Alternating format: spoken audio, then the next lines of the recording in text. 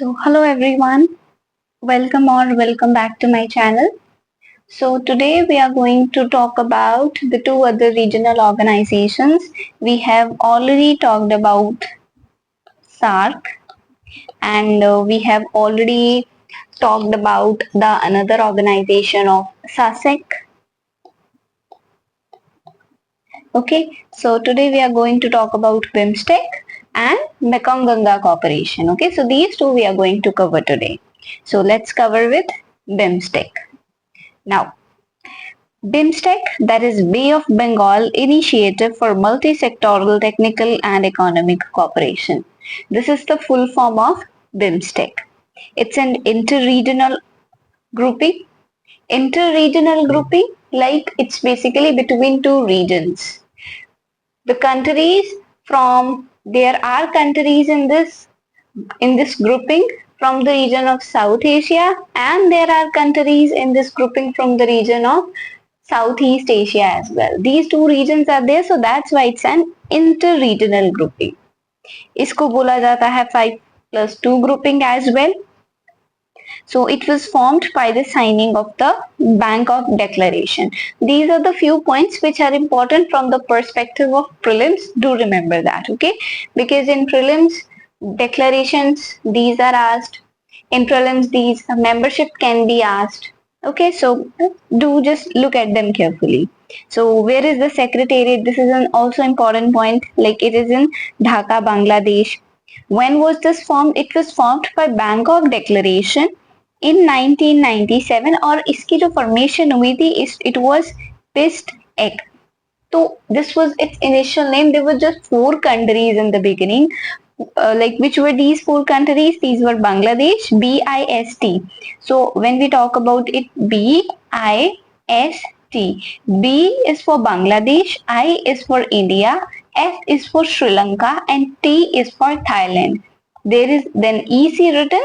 It means E is for economic and C is for cooperation. So in the beginning, when it was formed in 1997 under the Bangkok Declaration, only 4 countries were the part of it, and it was an economic cooperation at that time. After that, Myanmar joined and it became BIMST. So M here is for Myanmar and EC is that it's nothing but economic cooperation. After that, Nepal and Bhutan also joined. They joined in the year of 2004. So actually here it became 5 members and the another 2 members who joined were Nepal and Bhutan. So that's why it is called as 5+2. And after their joining, the name changed, like 7 countries were there, and then the name changed to this one which is today, that is Bay of Bengal Initiative for Multi Sectoral Technical and Economic Cooperation. So after that the name changed, like when Bhutan and Nepal joined, after that the name changed to this, like which is the present name.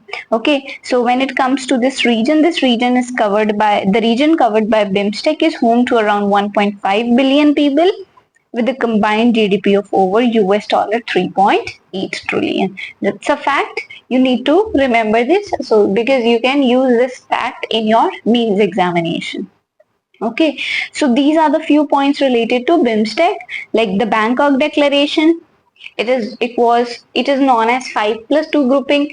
5 for the earlier 5 countries which were there and 2 for Nepal and Bhutan. Do remember the member countries. कौन सी 7 member countries are the part of it. Okay, so easy way to remember is BIMST. Remember this plus Nepal and Bhutan.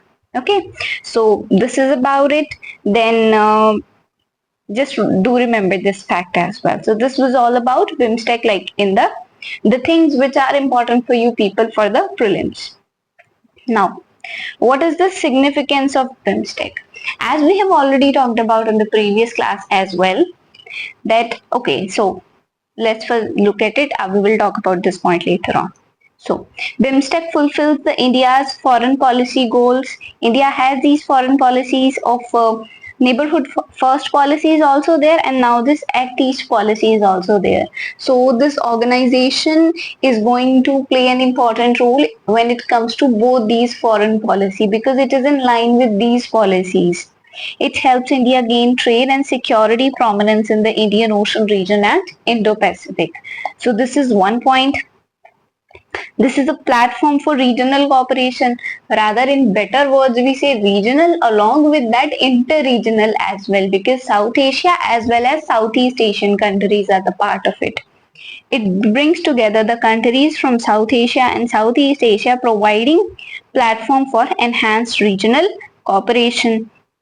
Then another significance is that this Bay of Bengal region is rich in untapped natural resources like what I've written, like untapped natural resources are there, like seabed minerals are there, and here it is not natural resources but natural gas. Okay, so natural gas and other seabed minerals, they are present in the Bay of Bengal. So this is another one thing. So this was what I was talking about, that it's an alternative to SAARC.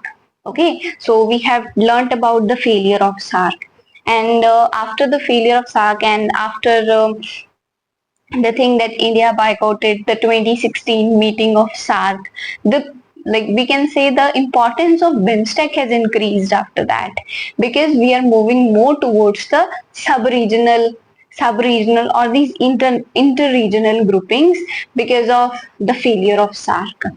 Okay, so this is serving as an alternative to SAARC. Following the issues in SAARC because of India-Pakistan rivalry, BIMSTEC has emerged as a preferable regional cooperation platform, offering alternative to SAARC in South Asia. Okay, then again it's as a counter to China in South Asia, Southeast Asia, and South Asia as well. We can say it can also be considered as one of a challenge or as a counter to the BRI policy of China. Okay, so another thing is economic thing. We can also write about that around 1.5 billion people live here, which account for around 22% of the world population, and it is going to offer a sizable market. Okay, so this is one point. BIMSTEC member states, they have gross GDP of 3.8 trillion, and they have been able to maintain an average 6.5% economic growth trajectory in the recent year, exhibit a strong development potential. So this is related to economic importance, there is strategic importance as well, and also for these points. So do remember the significance of BIMSTEC. These are the various points about it. Now, I just want to discuss this thing, that since we are talking about SAARC and BIMSTEC, that how SAARC is losing its importance, and because of which the importance of BIMSTEC is increasing. See people, so we have already talked about it, that after how can we tell this thing that BIMSTEC's importance is increasing.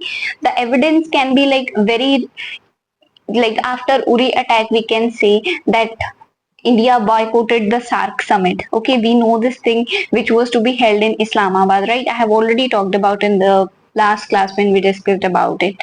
And the SAARC summit and after that the SAARC summit was indefinitely postponed. There was just one meeting which took place, and that too virtually. It happened in 2020, but in-person meeting has not taken place. Okay, but it was that India invited BIMSTEC leader to BRICS Outreach Summit, which happened in which was in Goa in the year of 2016. So, and recently as well, the fifth summit has taken place, and now the BIMSTEC charter has also been we can say finalized.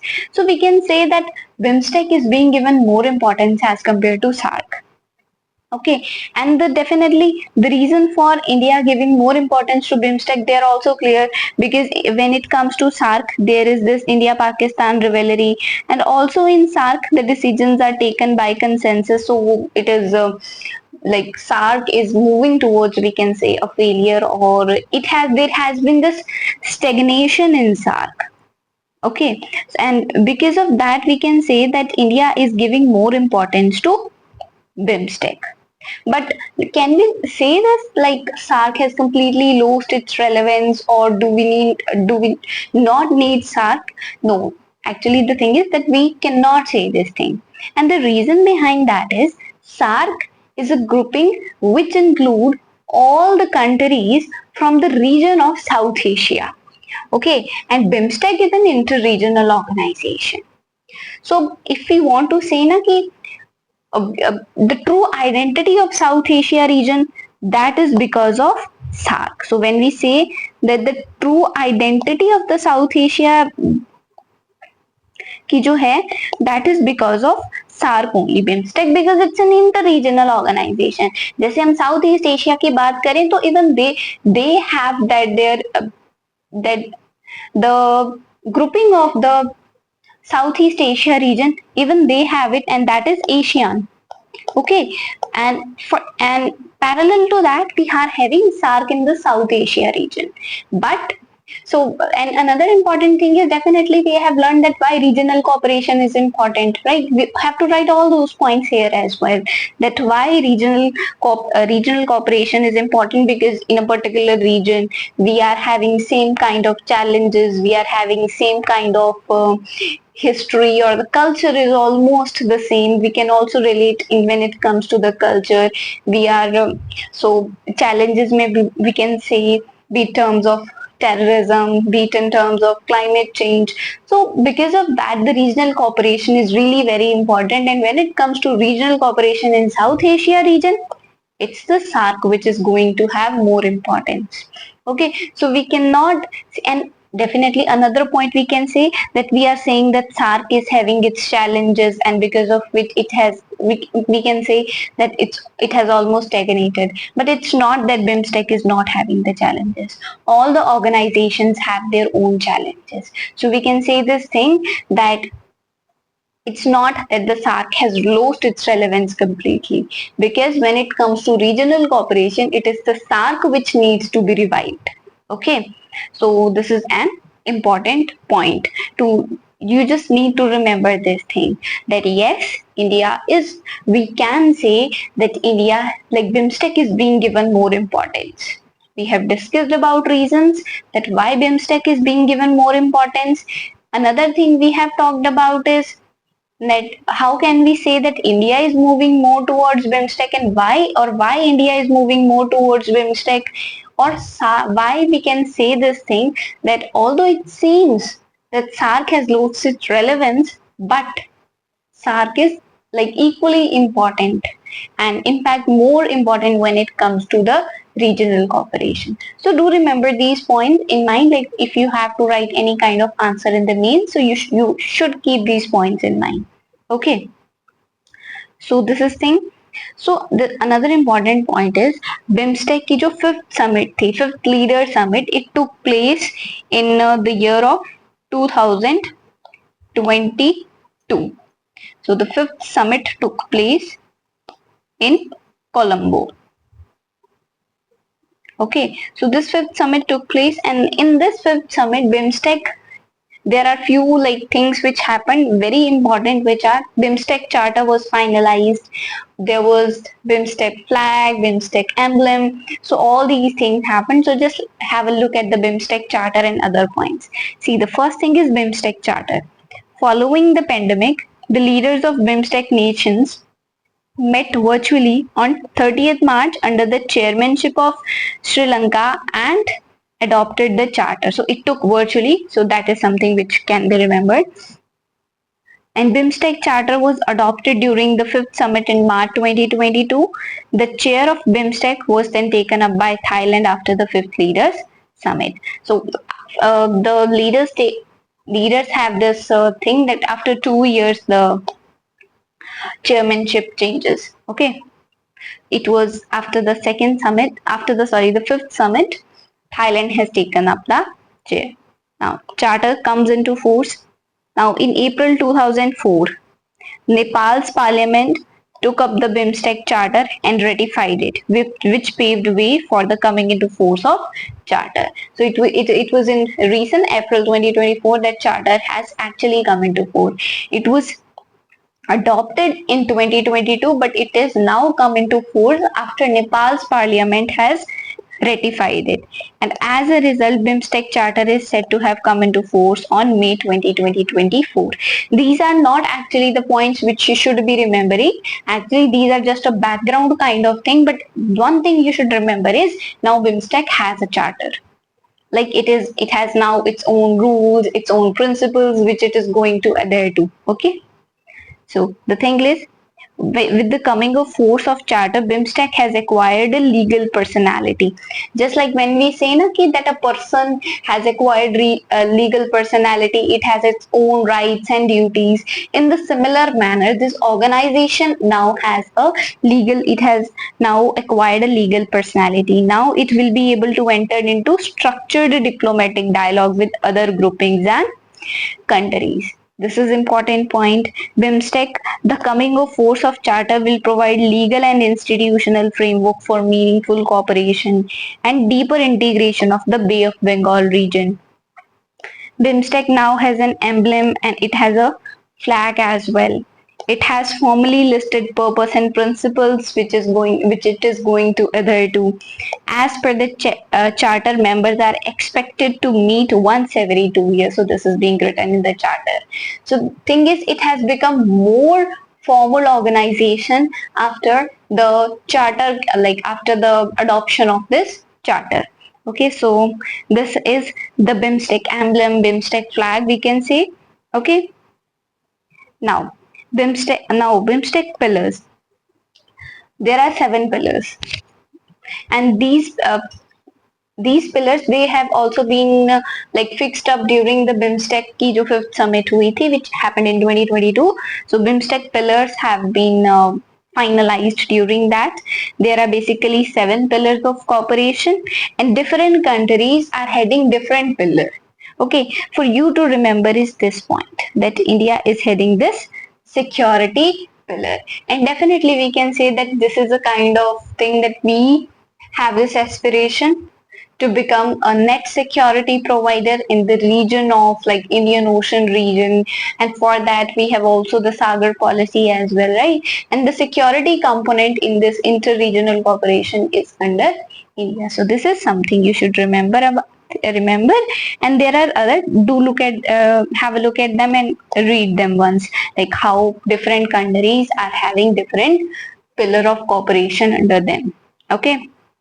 Now, what are the challenges? As we have talked about, like every organization has its own kind of challenges. In similar manner, BIMSTEC is also having its own challenges. One is definitely irregular meetings. Meetings do take place, but they are irregular. Only 5 summits at the leaders level since its establishment. The 5th one recently took place in 2022. Domestic turmoil in the member countries, just like military coup in Myanmar. After the military coup, there has been these domestic challenges in Myanmar as well. So this is one of the examples. And also, like these countries are having various kind of issues with each other. So be it can say the Rohingya crisis also there between the countries. Okay. Lack of efficiency and slow progress, faces challenges due to inconsistent policy making, infrequent operational meetings, lack of adequate financial and human resources for its secretariat. So this is also one of the, you can say, challenge when it comes to BIMSTEC. There are efforts to expand the scope of grouping by conducting its first. So there were efforts that they will be conduct to expand the scope. They were thinking of this joint military exercise, but it was in this case that Nepal and Thailand, they refused to participate in this joint military exercises. Okay, there is also this lack of interconnectedness in the institutions of infra, energy, digital and financial sectors that connect individuals for travel, trade and cultural exchange. So this is also something which is a kind of challenge when it comes to BIMSTEC. So do remember these challenges, because these are important when it comes to the perspective of mains. Okay, so do remember it. So what can be the way forward? BIMSTEC free trade agreement, it needs to be finalized. Interconnectivity needs to be increased. There are various projects which are under, like we can say, construction, but they are yet not complete. Okay, so there is need to have this more connectivity when it comes to the roads which are being made, or any other means of transport which is being there, or any other means of communication which is like, there is this need to have more connectivity. Then the principles of Gujarat doctrine needs to be followed. So actually this is something which we can write in all the regional organizations, that we need to follow the principles of Gujarat doctrine. Okay, because when it comes to the region of South Asia, India is being considered, other countries consider India as a big bully brother. So it's important for India to follow these principles of Gujarat doctrine. This is this homework for you. Do let me know in the comment section about the various about 3-4 points may be related to the Gujarat doctrine. Okay, do let me know about it in the comment section. Okay, so these are the few things which we can write in the way forward. So this is all about BIMSTEC, which you people need to know from the perspective of both prelims and mains. Now, moving towards Mekong Ganga Cooperation, it's a very small topic, very small. Okay, so Mekong Ganga Cooperation. Mekong and Ganga, two rivers are there. Mekong is a river which starts from China, and then it is going to end into the South China Sea. Okay, like, so this is the Mekong River, and Ganga, it is definitely, you people must be knowing about the from which states of India and from which two countries Ganga is flowing. So this is one thing. It was launched in 2000 at Vientiane, Laos. तो ये Laos की capital है Vientiane. In 2000 where it was launched, who are the member countries? See, the member countries will definitely be those countries through which these two particular rivers must be passing. Okay, so but one thing to remember over here is, since this is the cooperation between these countries, one is India and not, see, Bangladesh is not there, although Ganga river, but its name changes, it's become Padma, Meghna when it comes to Bangladesh. But when it comes to Ganga river, India. And when it comes to Mekong River, although Mekong River starts in China, it does flow through China as well. But China is not the part of this grouping. So it is India and 5 other Asian countries. Which are these 5 Asian countries? Cambodia, Laos, Myanmar, Thailand, Vietnam. Mekong River flows through all these 5 countries plus China, but China is not the part of this Mekong Ganga Cooperation. And when it comes to Ganga River, we can say it's only India which is the part. So these 6 countries are the part of Mekong Ganga Cooperation. Do remember this point. The Mekong Ganga Cooperation meetings are co-chaired alternatively every year between India and one of the 5 Mekong countries. Do remember this point. Now we can say kind of a purpose of this organization. Both Ganga and Mekong, they are the civilizational rivers, and Mekong Ganga Cooperation aims to facilitate closer contact among the people inhabiting these two major river basins. This is important point, and it is also indicative of the cultural and commercial linkages among the member countries of the Mekong Ganga Cooperation down the centuries. So this is, we can say, the aim or the purpose of the organization. Do remember the member countries and how the chairmanship what is this criteria for the chairmanship, and where was it launched. Do remember these points. These are important from the perspective of prelims. Then what are the areas of cooperation? 4 foundational areas are there, include tourism, culture, education, transport and communication. It has been further expanded to include new areas like health and traditional medicine, agriculture and elite sector, small and medium enterprises, water resource management, science technology, skill development and capacity building. So these are the areas of cooperation. I know this is all factual information, but do remember it. These are the questions which are asked in the prelims. Okay, so I don't know where that photo is. I'll be adding it to, actually I had uploaded the photo of the region, like how Mekong River passes through the various countries. Like it does pass through the countries of Cambodia, Laos, Myanmar, Thailand, and Vietnam. Like how it is going to cover all the 5 countries. I'll be adding on to it. Okay, so I'm sorry for that. Now, there is this another thing, that is Lekang Mekong Cooperation. See, it's an important point. It's a Chinese-led initiative. It includes the countries through which Mekong River passes. In Mekong Ganga Cooperation, China was not the part of it. In Lekang Mekong Cooperation, all the countries through which Mekong River passes: China, Cambodia, Laos, Vietnam, Thailand, and Myanmar. All the 6 countries are the part of this Lekang Mekong Cooperation. Okay, so this is the upper part of Mekong, like this is called as Lankang. This is there in China. Member countries: Myanmar, Laos, Thailand, Cambodia, Vietnam, and China.